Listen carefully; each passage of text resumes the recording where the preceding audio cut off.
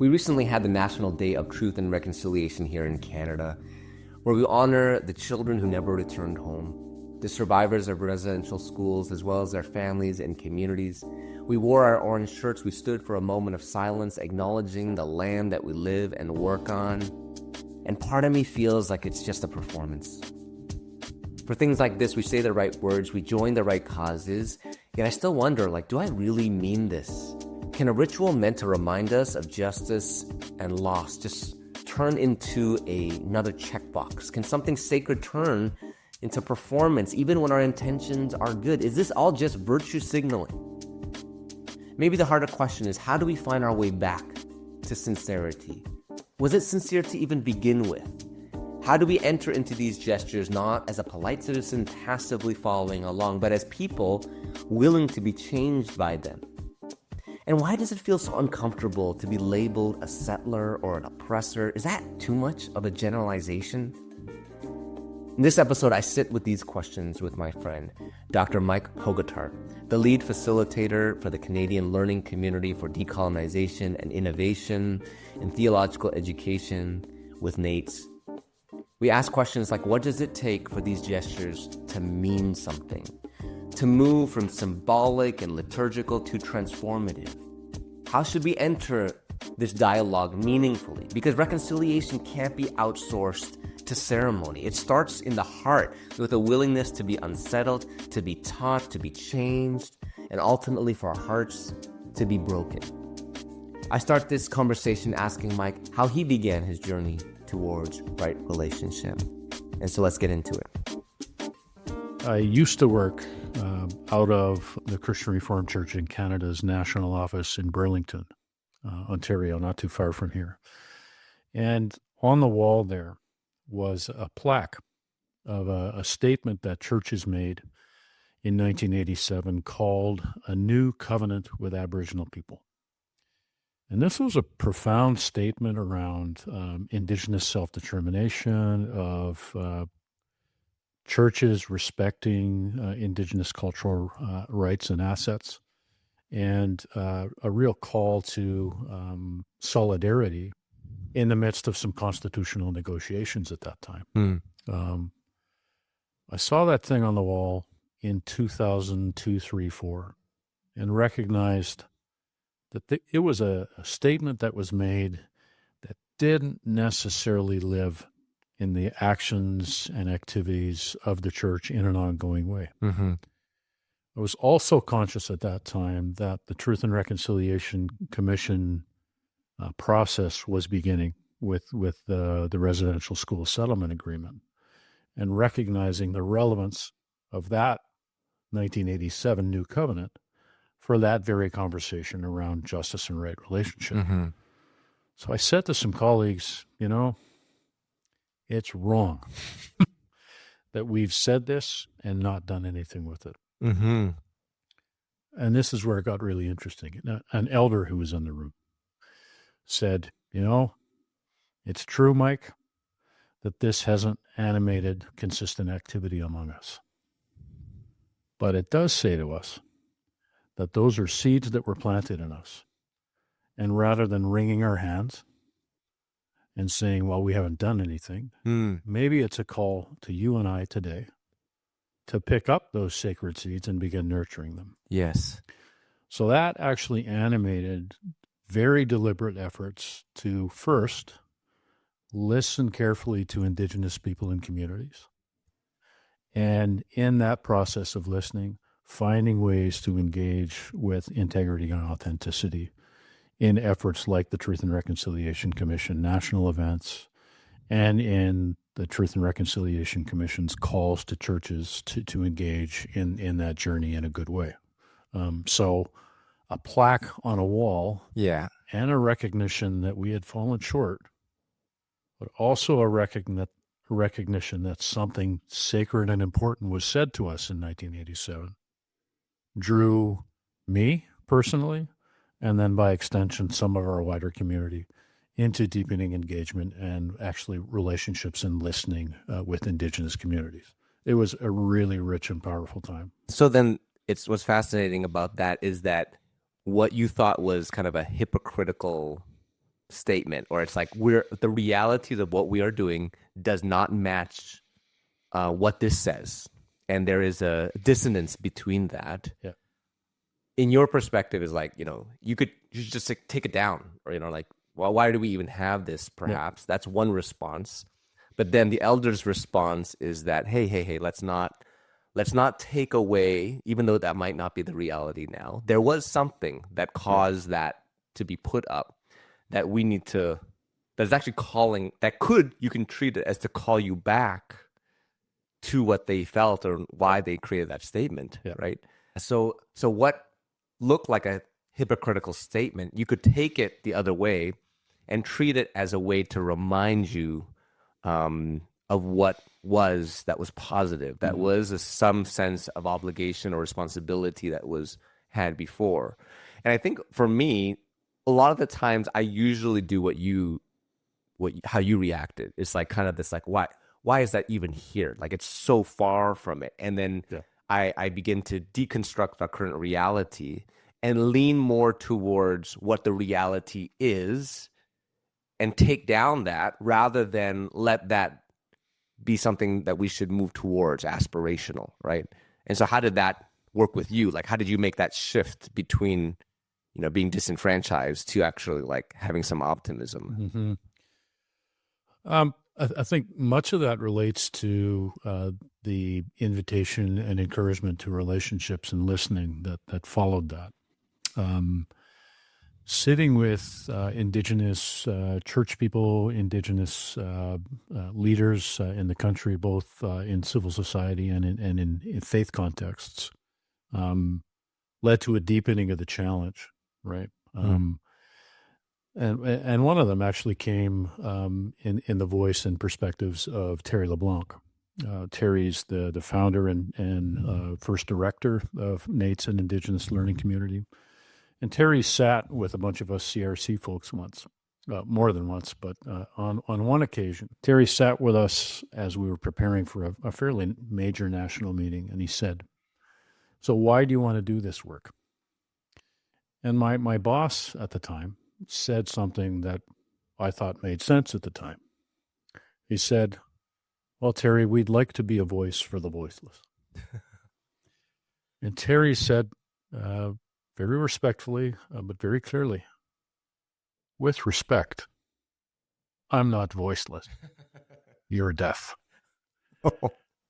Well, I kid you not, Jesse, that cut me to the heart, because I realized that in my heart was a paternalism, that I had the right ideas that could help Indigenous people. Yes. A subsequent conversation, that national event that we were talking about, we were together in a room in Edmonton. I still remember the context. It was 2008, and we were talking about the beauty of Reformed theology around things like justice and creation care and covenant and so forth. And Terry, again, very respectfully but very clearly, said, "You're right. Reformed theology is exquisite in its articulation of covenant, of justice, of creation. The challenge is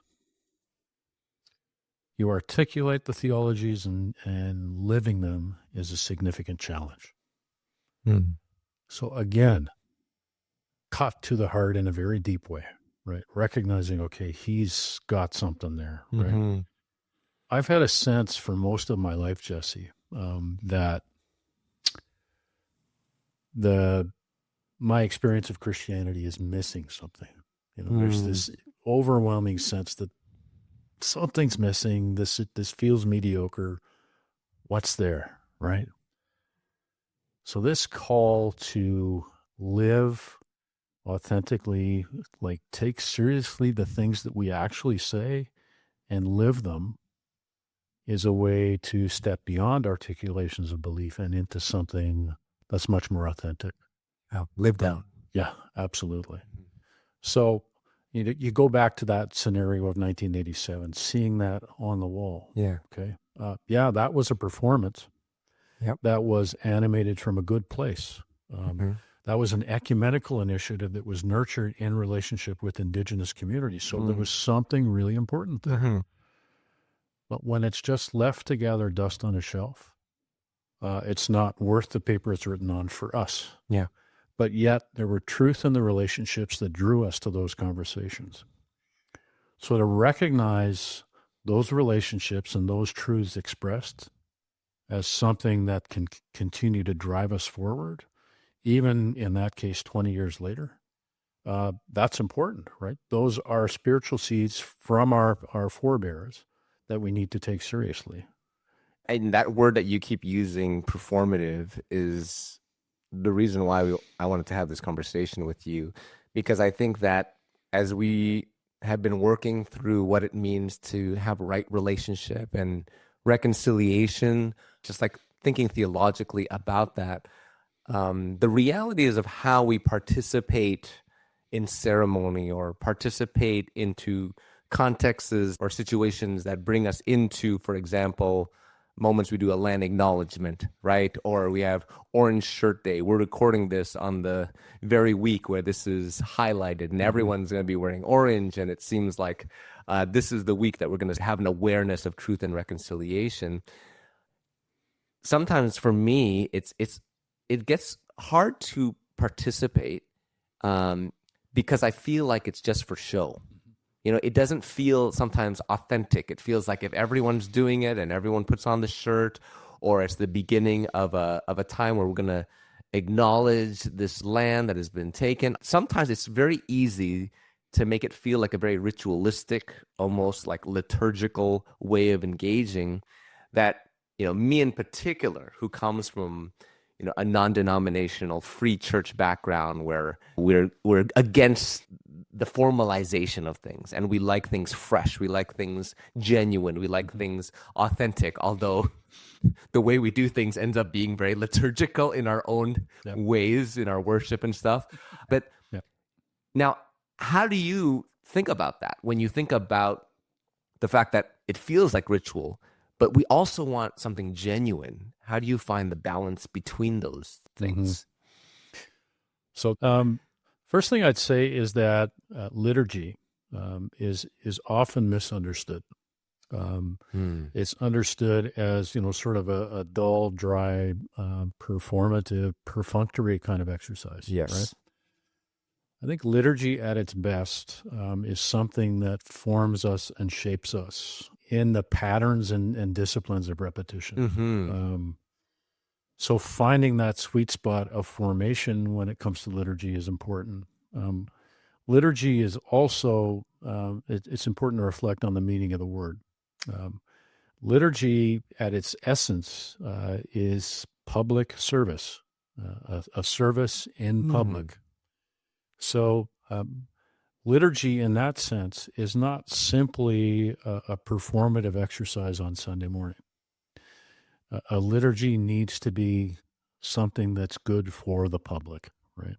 So yes, it's good for spiritual formation, but it needs to have some earthly good.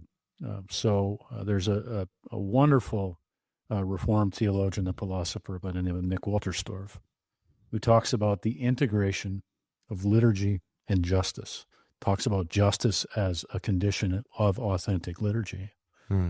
So our actions, you know, in the sacred space of the four walls of the church are liturgy, but they're liturgy when they're lived in the motivation of the church engaging in the world in a way that serves the public good. Yeah.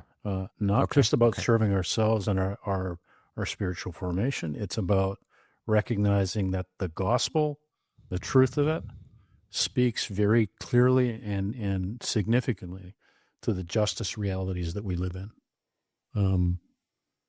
So there's one part of the muddle. Yeah, I've never heard of liturgy in that kind of way. So that's really important, just the definition of that. Okay. Yeah. The other thing I'd say about liturgy is that it is ceremony. One of the beautiful formations that I've engaged in over the last several years as a doctoral student is understanding some things about scholarship as ceremony. which is a very strange thing to say. But I received that from an Indigenous academic by the name of Sean Wilson, who says that research is ceremony.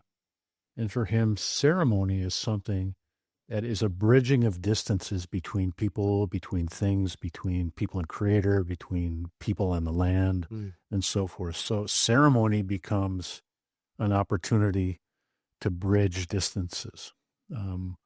When you think about liturgies, say the Lord's Supper, that's a bridging of distances in its own way.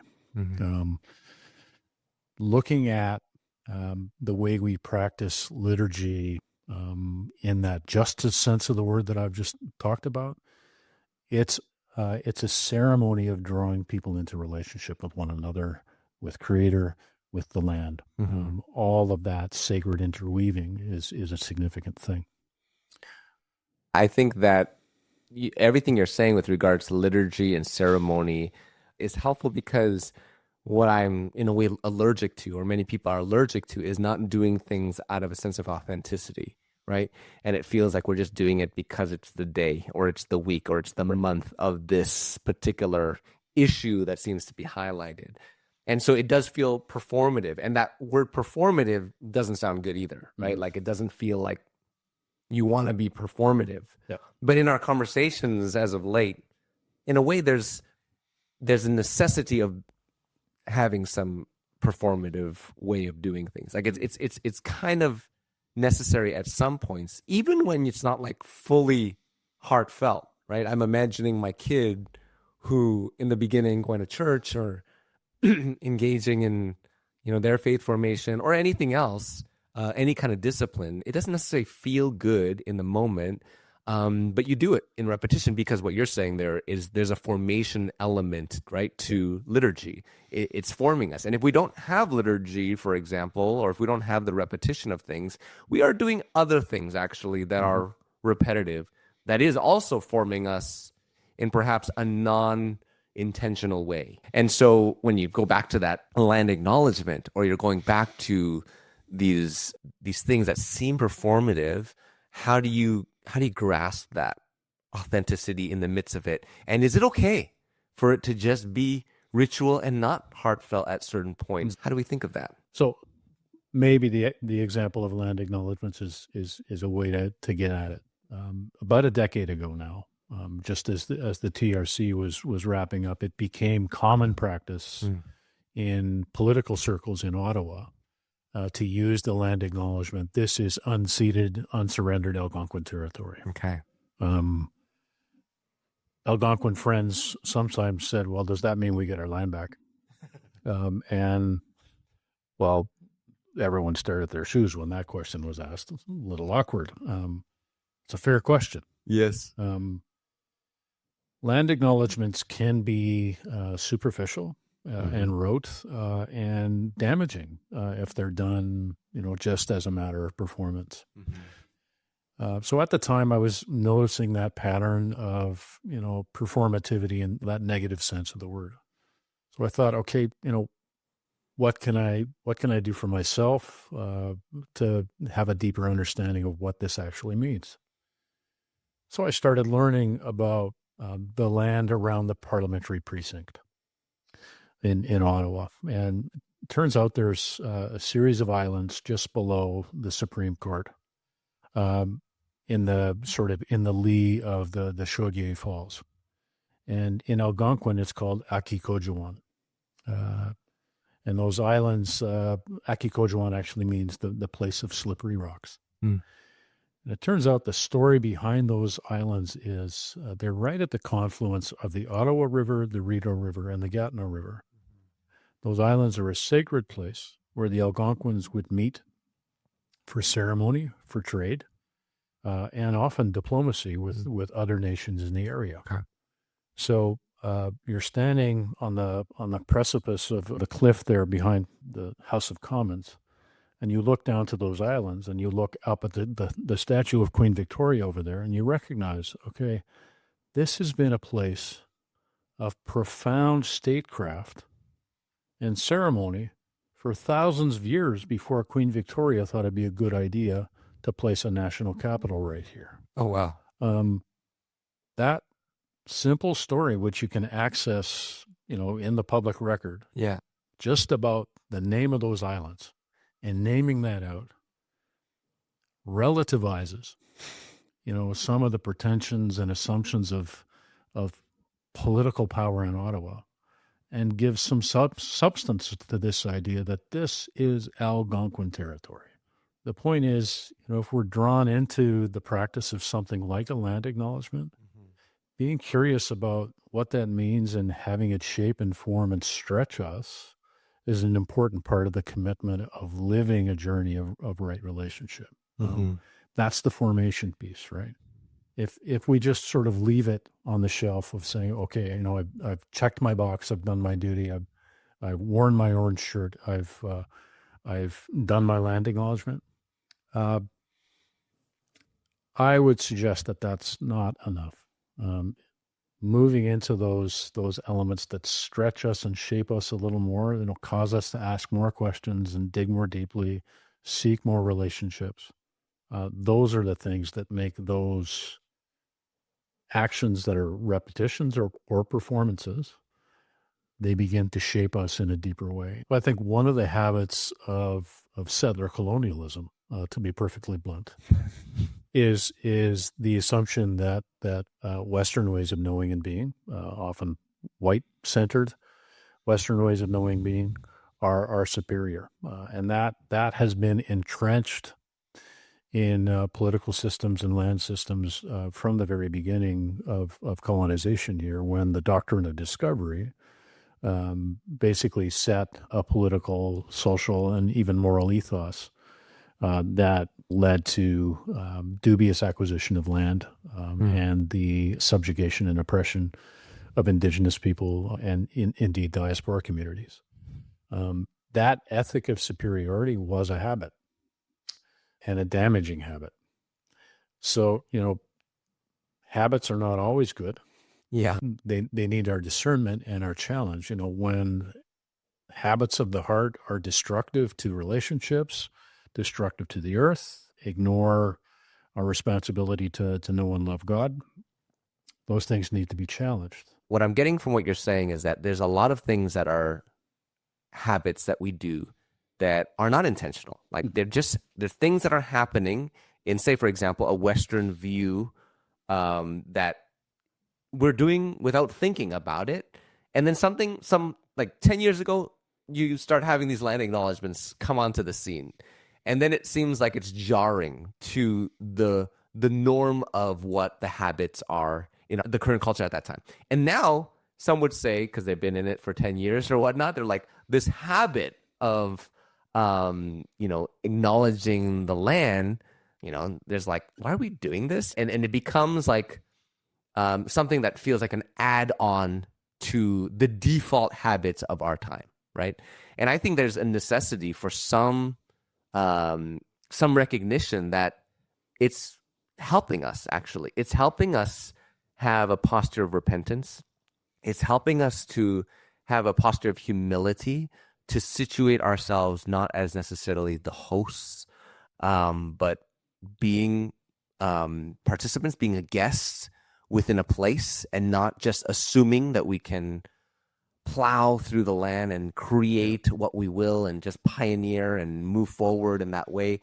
It's causing us to have to like slow down because we're a little bit more humble in how we situate ourselves. I think that is a good thing to do. Now, do we do that for all time as the only habit? No, but I think it's important to just kind of take a beat and just kind of feel out the way in which we fit within this context.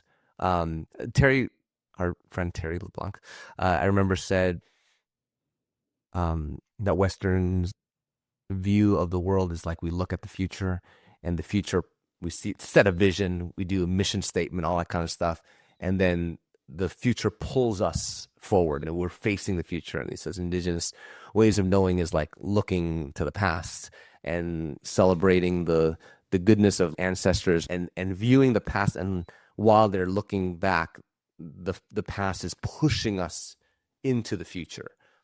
And, I feel it's a little bit of both, but I think there's something important there about land acknowledgement, is that it is posturing us not necessarily always to the future. It's putting us in the posture of looking back and recognizing where we have come from and where we are and the land that we are in. And I think that only creates, in a way, an appreciation for how to move forward, right? Right. But that's not, sometimes that meaning is not found, especially if you just hear it all the time, and it's lost in some of that, right? Right. Lots of threads to pull on here. Like earlier, I was wrestling with the idea of ritual driving us to a quest for certainty. I think for me, an alternative would be if ritual is able to drive us into spaces where we're drawn to heart learning, where we're drawn to relationships with the other, that those are significant rituals that I think are reorienting in a really disorienting time, because they draw us to community and recognition that communities of faith are the things that anchor us and draw us to Christ. Those are really significant. When I began some work around truth and reconciliation in church, a denominational context, we were blessed to be able to hire an Indigenous woman by the name of Shannon Perez. Shannon is a member of the Saisi Dene First Nation in Manitoba. Her people were relocated, so her family had experienced, all kinds of colonial violence. We hired her, and she was perplexed. What am I doing working with a church? So she went to her elders and asked her elders, so, what do I say to these, nice Dutch Christian Reformed people? And the elder thought about it for a little while and said, well, Shannon, reconciliation happens when the hearts of settlers are broken. So when I talk about heart learning, Jesse, that's what I'm talking about. I think the rituals that we participate in need to draw us into the heart burning, the heart learning, the reckoning with the reality that we're living in. That means discerning the spirit of the times. Adrian Jacobs, who's a dear friend and mentor and an elder with NAIITS, Haudenosaunee men, will often say that the Truth and Reconciliation Commission is a kairos call to the church in Canada. That call from the survivors of residential school, in the testimony, in the stories, in the tears, in the profound resilience and courage, that's a call to justice and right relationship. That's not just a political call. It's a deeply integrated spiritual call. That's that holistic liturgical call to shalom that we hear in the voices of survivors. When I think about context and a spiritual reality, that's a profound spiritual reality in Canada today. Yeah. That for me as a settler, I feel profound heart-shaped responsibility for. And discerning that in community is something I feel called to, and that's one of the beauties of the work that we get to do in the Canadian learning community for decolonization and innovation in theological education. Man, that is a long phrase. We've had to say it a lot. So it's a gift to do that work in context, and indeed with diaspora leaders such as yourself. Yeah. Understanding that the textures of our responsibilities are distinct. Your role as a second generation Indonesian migrant and my role as a second generation Dutch migrant are very different. And discerning those things together in community is a really beautiful thing. We enjoy each other's company. Yeah, a little bit. Yeah. So, seeing the body of Christ come together around these things and stretching ourselves and having these unique heart learning experiences, heart burning within experiences in many ways. Those are the things that draw us into what I would call healthy patterns of ritual. Seeking these things that draw us into relationship and wondering rather than, neatly packaged certainties. That's beautiful. And that's a faith journey I want to be a part of, and helps me step out of, some of those patterns of mediocrity that I talked about earlier. Yeah, yeah. I think there's something to what you said with regards to the way we enter into the conversation. Me and you have talked about this a lot, but I found that me entering into the conversation about reconciliation and having right relationship and thinking about indigenous people on the land, it felt very foreign to me, in the beginning, because it wasn't necessarily part of my consciousness. Whenever the word settler would come, I wouldn't think necessarily I'm the settler. I would think of someone who's white and generation has been over here. And there's complex nuance that we have to bring to this, but I think it's important to recognize the particularity of how everyone enters into the conversation. I think the thing that part of the reaction that I've had, and I know others have had, is putting this like one size fits all approach to reconciliation, assuming that we're all starting from the same place. And I've had to discover throughout my process that that I have reaped the benefits of being a part of this land. I have some responsibility in understanding my role in this. But to be honest, as a second gen Indonesian who didn't necessarily even feel all that part of the political system in Canada, I just never felt like I was sanctioned to speak into the public square, as much. And we never think about politics, in my family, or go into it. It felt like that is something that you watch on the news. I never felt that was part of my how to engage into it. Like the only thing in theological that like my circles would engage in growing up in an evangelical circle is that you think about abortion, or you think about same-sex marriage, or you enter those conversations in those. But that's it. Right. Nothing else in the political system seems relevant to think about, other aspects.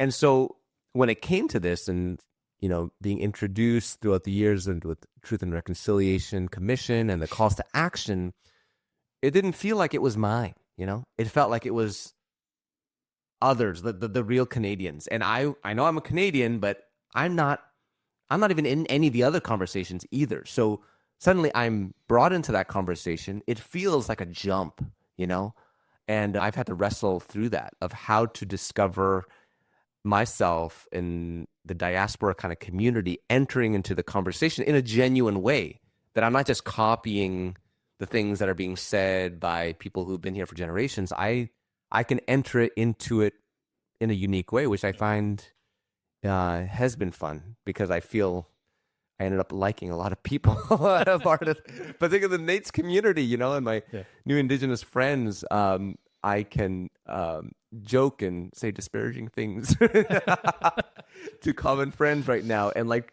treat it like it's family and kin.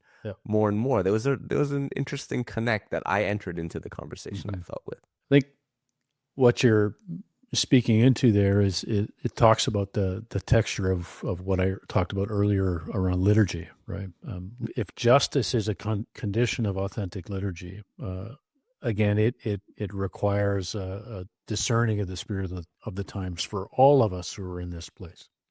The Old Testament prophets, and riffing on some things that I learned way back in biblical foundations class at the Institute for Christian Studies in the 1990s. So thank you, Brian and Sylvia. The thing that was brought to us then has stuck with me, that the prophets said, when there is injustice in the land, our worship is meaningless. That's sobering. When you realize that there's injustice in every land.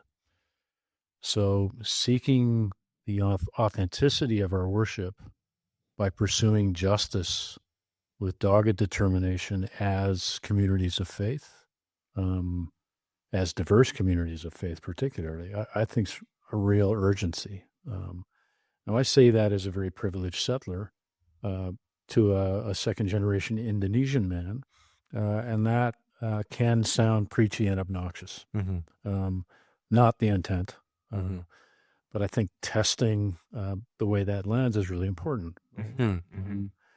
Recognizing, Jesse, that your responsibility for that injustice in this land is very different from mine as a settler with significant wealth legacy um, related to the color of my skin.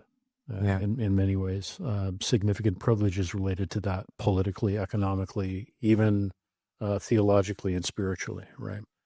And then recognizing in a context, say, of doing discernment around theological education, and how do we form ministry that's authentic in this task? Recognizing that part of my role is stepping back and saying, Jesse, what's your perspective and voice in these kinds of questions? Our friend Nicole Forbes, a Métis woman, Nicole, what's your perspective? Me stepping back and your voices coming forward in the articulation of these things, so that the voices that have dominated are put in a more proper place. That's a real urgent enterprise, which I think adds to the authenticity of a right relationship journey. That what is essentially a kenotic turning is something that I feel a real sense of conviction about. This is an area of learning and heart stretching and shaping that I would say, quite infantile in. But really recognizing that it's something that I need to stretch into. So, I'd love to explore settler, the word settler, with you a little bit. I feel like this is part of your dissertation. Your research has a lot to do that. How do you find the word settler? How do you define it? How do you think it's problematic, or how do you think it's actually very suitable to use? When should it not be used? Well, first of all, I think that the word does evoke defensiveness pretty quickly. I've seen that in public context numerous times. And, well, frankly, I think if defensiveness is evoked, that, maybe there's some work to do. I prefer to encourage people to think about, that sort of visceral feeling as an opportunity for some of that interrogation at a spiritual level. So I often say that feeling you're feeling is unsettlement.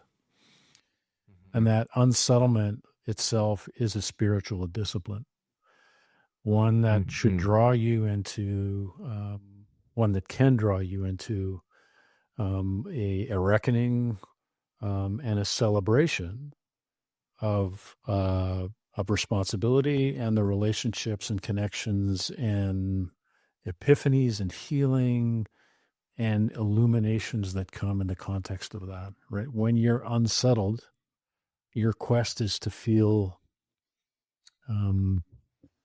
a resettling, a reorientation, right? So if we're feeling unsettled, we need to find that reorientation. And I think we find that in seeking justice in community. I heard when I was reading the book Unsettling the Settler, I remember in the book where it was talking about the settler as part of the definition is a settler who comes into a place and a land and ignores the existing political structure and imposes its own political structure on top of whatever exists, diminishing its value. And I found it an interesting distinction made in that preface of that book, particularly saying that immigrants come in. There's a distinction because immigrants come into the context and they assimilate into the existing political structure. that there's a difference between that. One that comes in with some sense of audacity, and the other one comes in with the assumption that they are to be a part of something, rather than the ones who dictate what occurs. I think that's one thing that I thought was a fascinating distinction. But I feel like what you're saying there too, you can have two different reactions to the term settler. You could come in and be defensive and say, that's not me. And I think this is the same when it comes to the word oppressor, oppressed and oppressor. That those dichotomies, people don't want to be, wants to be the oppressor, right? And some, by the way, like indulge in it. They're like, oh, like really say like I'm the oppressor, and like puts that on as an identity in a fulsome way that perhaps maybe isn't healthy as well, right? And so I think it's important to allow it to unsettle us, that it doesn't need to be the identity that is held, but I think it's important to wrestle with it, right? As you're saying, right? And if for those who come at it with a sense of a defensive posture, what you're saying is what? Is just to like kind of investigate why that is, why it is that we're unsettled, and then to do what with it? Like, what did it do for you when you were wrestling with that? I think we need to pay attention to brain science in contexts like this. Ooh, it's a weird thing to say, but the instinct when we're feeling attacked by a word like settler, for instance, yes, is to fight or to run, right? That's what they call in brain science an amygdala response, which is a very base response. I think when we're feeling that, we need to just be conscious of what our mind and body are doing. Take a breath, take a moment, and say, okay, why am I feeling threatened by this word? And what's not a fight, flight, or flight response, but perhaps a relational response, a response of curiosity, a response that says, okay, I am not being chased by wild hounds here, in a raw amygdala kind of way. I'm being asked to engage a serious question about what it is to live well. So when we feel that sense in our chest, I'm feeling attacked, right? Yeah. Sometimes that's something we need to pay attention to. Yes. But in a context of an invitation to conversation that's serious about reconciliation, about right relationship, about what my responsibility as a settler is, that's an invitation to take a breath and say, okay, Jesus calls us to live well together. And what can we learn together in this conversation, in other conversations, to do that? And that's that spiritual discipline of listening, paying attention to the unsettlement in your chest or your gut or your big toe, wherever you feel it, and saying, okay, this is an opportunity for spiritual discernment, for learning, and for coming to a deeper understanding of what the body of Christ is, what it is to live well here as a citizen of Canada, what have you. Those are all deeply liturgical things of seeking the public good, of seeking spiritual wholeness in an integrated way. Yeah, and whether it's the term settler or anything, I personally don't like being named anything or categorized or put in a box in any kind of way, because I'm my true self, my authentic self. I want you to know that. And so what I find fascinating in just entering into this conversation as a whole is that whether the term is accurate or not, it is a way to enter a conversation. Yeah. And for me, I'm Indonesian second gen here. Like, you call me settler, and right away the defensiveness would come up. But then again, when you have sustained relationships and conversation, then I began to see, like, why would the term settler be associated with me? And I begin to look not in my own perspective of it, but I look at the perspective of those whose lands has been taken from them and ripped out of their family homes and taken their culture away. And in a way, like, if I'm in that perspective, I don't care if you're just got here or if you've been here for a long time, in a way I would have, like, I would care. But I mean, at the same time, I would think like, yeah, I might be generalizing in that way, but there's a reason, because there's a lot of pain that occurred, right? There's so much that has happened that in a way that could be the perspective. And so for me to like nitpick about, whether that's the exact term for me or not, in the conversation, let's just use that. Let's work with that. And let me see how I myself fit into that. Like, yeah, I do. I do come in to contexts and want to dominate. Like, I do feel that. I want to make my own way. It doesn't matter if I'm a minority. It doesn't matter if I'm white. I seek that. I desire to make my own kingdoms. And that's part of my own sin, my own life that I impose on that. I can't say that that's not there. It doesn't matter if the Dutch, colonize Indonesia. It doesn't matter. Like I actually myself feel those instincts as well to do that. And I think that to reckon with that is appropriate. And maybe it's just an entry point. But I do find the fight or flight is an instinct that I have, that others might have, that is important to wrestle with. And just to see it for you, like embodied in your life, and watching people kind of not take a defensive posture is something that's very encouraging for me to see, so that I can learn, like, just by example, those people around me. So I do thank you for that. I feel like we have a long journey ahead. We have a lot more to consider as we move forward for this, but I really am thankful for the opportunity to share in the transparent way. It's not a lot of easy answers, not a lot of easy solutions to how to move through here. It's messy, and I get it wrong and you get it wrong. We're all trying to figure it out. So I thank you for just sticking with it throughout this whole time. Good to share the walk with you, brother.